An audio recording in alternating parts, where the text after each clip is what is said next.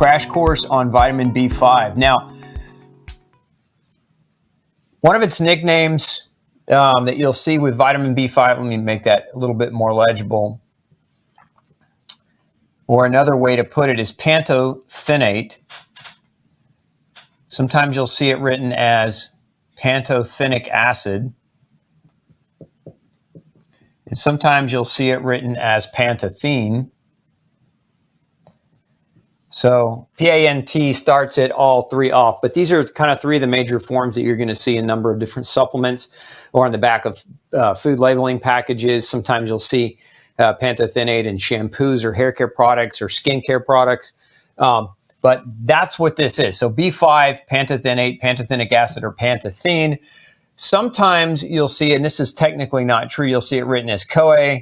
Like if you're studying biochemistry, med students, or those of you taking biology or biochemistry, you should know that vitamin B5 is not CoA, but it's a precursor to CoA. So everywhere you see that term CoA, which stands for coenzyme A, understand that you can't produce this substance without vitamin B5, and it's very, very crucial, very, very essential role that it plays in normal human metabolism. So why is this so important? Well, let's talk a little bit about some of its functions. So if we kind of want to dive into why vitamin B5 is so important, it's really one of my favorite because it's one of the most overlooked of all the vitamins. A lot of doctors, because B5 is found in so many foods, because it's so diverse in so many foods, a lot of doctors just completely dismiss the element that vitamin B5 might even be deficient. So it's often under kind of appreciated, if you will. But in my experience, it's a very, very common deficiency, much more common than the textbooks we'll talk about. And so let's talk about some of its functions. So number one, vitamin B5 is important in the production of antibodies. So if you've ever had an antibody test, especially those of you might have had antibody tests done for food allergies. So antibodies are things like IgG, IgA, IgM, IgE. So your traditional antibodies, these four. So generally when doctors are measuring immune responses, a lot of times they're going to measure your antibody responses. And you need vitamin B5 enabled to be able to form antibodies or produce antibodies. And that's not the only function. Vitamin B5 is necessary to make cholesterol. Now, a lot of you are saying, well, I better not take it because my doctor told me my cholesterol is high and too much cholesterol is a bad thing. Remember how critical cholesterol is. If you haven't heard me talk in depth about cholesterol, you should go back and review my crash course on cholesterol. But cholesterol is super important because it helps us make CoQ10, helps us make vitamin D. Cholesterol helps us make, guys, testosterone. Ladies, helps you make estrogen and progesterone. So cholesterol is very, very important. B5 is cholesterol is oftentimes referred to as the mother hormone, right? And so without vitamin B5, you don't get a mother hormone. So think of vitamin B5 as the father to the mother hormone, and know that it's very, very important for that particular function. Now, additionally, this is another kind of caveat near and dear to my heart, is that vitamin B5 is necessary to form cortisol. Now, why is that so important? Cortisol is your body's fire truck, right? It's your body's way of fighting inflammation. So it's kind of your internal fire truck, so to speak. So anytime you have inflammation, your body should respond by producing more cortisol to, control that inflammation so that it doesn't completely overtake your life. So chronic inflammation, for example, chronic inflammation out of control can lead to a lot of different types of health issues, including heart disease, Alzheimer's, diabetes, dementia.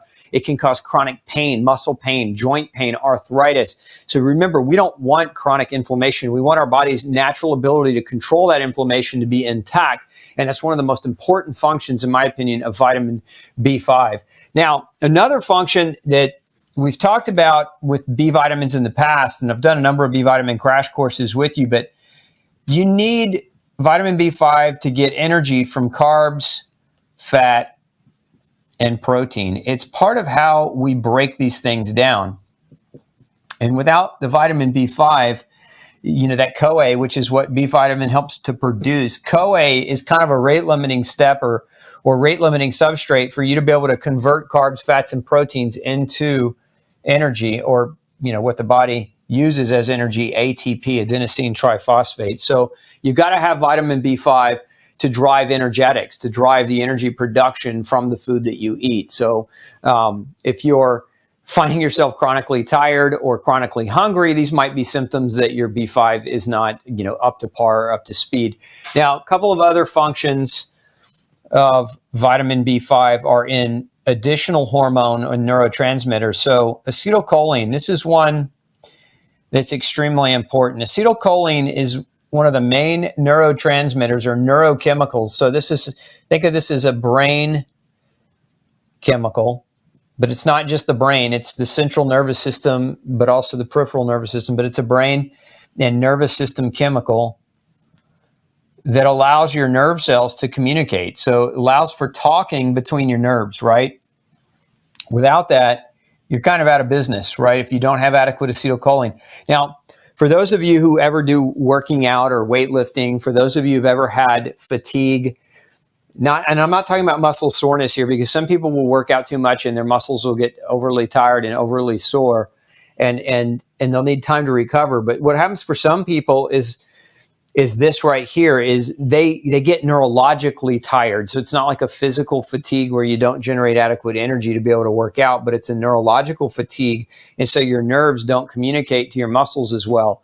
And that can be one type of athletic fatigue. So if you're trying to compete and you're, finding that you can't do what you used to, it's not because you're not strong, it's because you don't feel like you've got the coordination to your muscles, or you don't feel like your nerves and your muscles are firing together. You might have yourself an acetylcholine production problem. And again, you got to have vitamin B5 to form that acetylcholine. Now, you also need vitamin B5 to form another neurochemical. This one's very important, and that's epinephrine. Now, it's important to understand that epinephrine, also in some circles known as adrenaline, most of you probably heard of adrenaline before. You need adrenaline or epinephrine in order to produce noradrenaline. You also need it in order to produce dopamine. So think of how this pathway works is first you produce epinephrine, and then several stages of biochemistry later, we're actually producing dopamine, which is a neurotransmitter that helps us maintain our neural communication with our muscles to keep us balanced and to keep us toned. In essence, think about it like this. I'll give you an example, a disease example. Parkinson's disease is a disease where the part of the brain that produces a lot of our dopamine is damaged.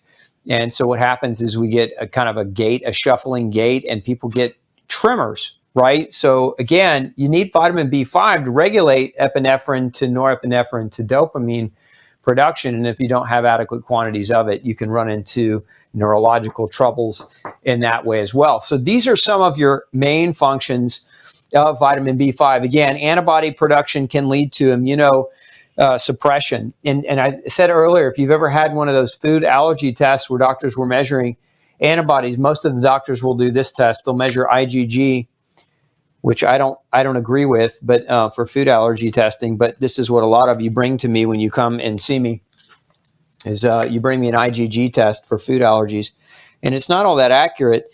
And one of the reasons why I never like to see just an antibody test for any of these things is because sometimes what happens is your overall antibody levels that you're producing are low. And so if you're relying on an antibody style of test to determine whether you're allergic to something or sensitive to something, you might get a false negative on that test result. And what I find, at least in study after study and person after person that comes to see me, is a lot of times we have this B5 deficiency. And so that B5 deficiency creates a problem when you're trying to measure antibodies, because B5 deficiency can cause your antibody levels to be low. And so again, you might not find something that you're allergic to because your overall measurement is inaccurate because of a deficiency. So I always find that testing for this is very, very important if you're trying to really, truly assess the overall function of somebody's immune system and their capacity to react or not react to a food or a chemical substance in the environment. So antibodies, cholesterol, cortisol, carbs, fat, protein, energy production, acetylcholine, which is your main brain communication neurotransmitter, and then epinephrine, dopamine, and actually epinephrine, norepinephrine, and dopamine. So again, those are your predominant functions of vitamin B5. Hey, don't forget to check out the rest of the series right here. Make sure you hit subscribe below. And as always, thanks for tuning in.